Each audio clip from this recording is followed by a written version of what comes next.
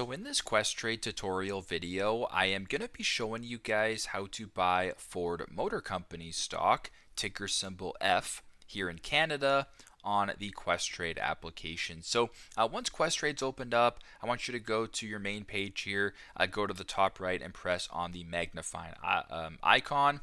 Once you're here, type in ticker symbol F for Ford. At the top, Ford Motor Company, that's the one you want to press on that.